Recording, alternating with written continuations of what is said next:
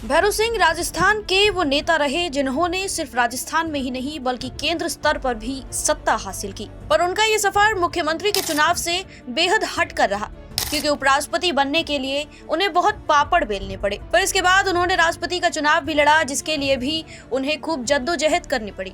आइए आपको भैरव सिंह से जुड़ा ये दिलचस्प किस्सा सुनाते हैं। भैरव सिंह शेखावत का राजनीतिक सफर जनसंघ से शुरू हुआ था और इस सफर का अंत हुआ राष्ट्रपति के चुनावों के साथ। राजस्थान की राजनीति में तो उनका बड़ा नाम रहा और इसके बाद उन्होंने इच्छा जताई कि वे केंद्र में जाना चाहते हैं। इसे लेकर उन्होंने पत्रकार सत्य पारिक को कहा भी था कि ज्योतिषी का कहना है कि मेरे भाग्य में केंद्र सरकार में सत्ता का सुख लिखा है। शायद इसके बाद से ही भैरव सिंह ने ठान लिया था कि वो केंद्र सरकार का हिस्सा जरूर बनेंगे। फिर अब चाहे इसे लोग ज्योतिषी की सफल भविष्यवाणी नाम दें या फिर भैरव सिंह का दृढ़ निश्चय, क्योंकि ये बात सच तो साबित हुई।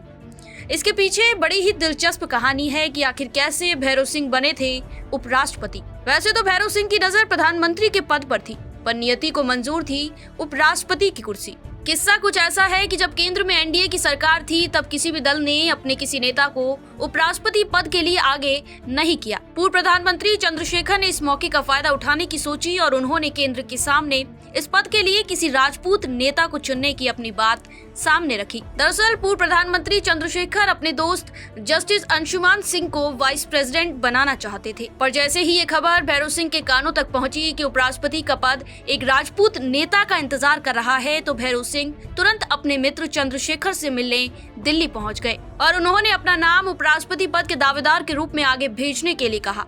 चंद्रशेखर ने शेखावत की दोस्ती और राजनीति में उनकी वरिष्ठता को देखते हुए अटल बिहारी वाजपेयी को भैरव सिंह की सिफारिश लगाई। दोनों नेताओं में इस पर सहमति बनी और इस तरह जिस चंद्रशेखर ने भैरव सिंह को विधायक से सीएम बनाया था, उसी चंद्रशेखर ने शेखावत के लिए केंद्र तक पहुंचने का रास्ता साफ कर दिया। फिर भैरव सिंह की विपक्ष के नेताओं से भी अच्छी खासी बनती थी और इसका फायदा उन्हें उपराष्ट्रपति के चुनाव में मिला। जब सदन में वोटिंग चल रही थी, तब चंद्रशेखर का एक बयान खूब चर्चा में रहा। उन्होंने टिप्पणी की थी कि अगर मैंने भैरव सिंह को वोट नहीं दिया तो वो मुझसे नाराज हो जाएंगे। इस बात से अंदाजा लगाया जा सकता है कि भैरव सिंह और चंद्रशेखर की दोस्ती कितनी गहरी थी। उस समय उपराष्ट्रपति पद के लिए साल 2002 में चुनाव हुए, जिसमें भैरव सिंह के सामने यूपीए ने सुशील कुमार शिंदे को उम्मीदवार खड़ा किया था, लेकिन शिंदे को बड़े अंतर से हार का सामना करना पड़ा। तब चुनाव के दौरान कुल 750 वोट पड़े थे और 149 वोट के फासले ने भैरव सिंह को इस चुनाव में जीत दिलाई। बता दें कि भैरव सिंह राष्ट्रपति एपीजे अब्दुल कलाम के कार्यकाल के दौरान 19 अगस्त 2002 से 21 जुलाई 2007 तक वाइस प्रेसिडेंट रहे। और भैरव सिंह की राजनीति में एक बड़ा ट्विस्ट तब आया जब उन्होंने राष्ट्रपति पद का चुनाव लड़ने के लिए अपनी किस्मत आजमाई, और वो भी निर्दलीय।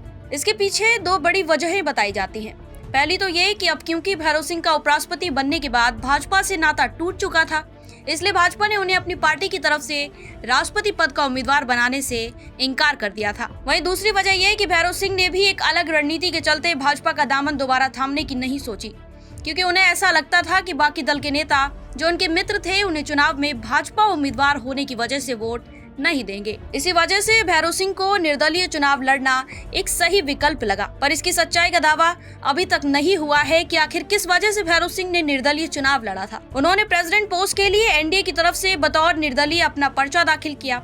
इस चुनाव में भैरव सिंह के सामने यूपी उम्मीदवार प्रतिभा देवी सिंह पाटिल थी, जिनसे उन्हें हार का सामना करना पड़ा। राष्ट्रपति चुनाव में मात खाने के बाद शेखावत ने नैतिकता के आधार पर 21 जुलाई 2007 को उपराष्ट्रपति पद से त्यागपत्र देने की घोषणा कर दी, मगर उन्हें राष्ट्रपति भवन से कहा गया कि नए चुनाव होने तक वो इस पद पर बने रहें। शायद इस हार के बाद भैरव सिंह का मन राजनीति के प्रति उचट गया था, क्योंकि इसके बाद से ही ये दिग्गज नेता मुख्यधारा की राजनीति से दूरी बनाते दिखे। कहते हैं कि पूरे देश में भैरव सिंह जैसे कोई विरले ही नेता होंगे जो 25 सालों तक जब विपक्ष के नेता रहे, तब सत्ता पक्ष में इसे लेकर डर बना रहता था कि पता नहीं वो कब किस बात पर सरकार को घेर लेंगे। जब वे सत्ता में आए यानी मुख्यमंत्री बने, तो प्रतिपक्ष खौफ में रहता था कि कहीं किसी फाइल में दफन मामले को सदन में उठा न दिया जाए। और जब उन्होंने उपराष्ट्रपति की कुर्सी संभाली, तो राज्यसभा में सत्ता पक्ष और विपक्ष दोनों ही खौफ में रहते थे। शेखावत ने ही राज्यसभा में नया इतिहास रचते हुए प्रश्नकाल में सभी प्रश्नों के जवाब दिलाने की परंपरा शुरू की थी, ताकि सवाल पूछने वाले सांसद और जवाब देने वाले सांसद के बीच अपनी बात कहने की तय सीमा रहे। शेखावत को राजनीति विरासत में नहीं मिली थी, उन्हें तो खेती बाड़ी करनी थी। मगर शेखावत ने खेत खलिहान को छोड़कर राजनीति में अपनी पैठ बनाना चुना था, जिसमें वो आखिर तक सफल भी हुए। वैसे आपको भैरव सिंह शेखावत की कौन सी भूमिका ज्यादा पसंद आई? विपक्ष के नेता वाली, मुख्यमंत्री के पद वाली या उपराष्ट्रपति के पद वाली? अपना जवाब हमें कमेंट सेक्शन में जरूर बताएं। और अगर ये वीडियो अच्छी लगी हो तो चैनल को सब्सक्राइब करना ना भूलें।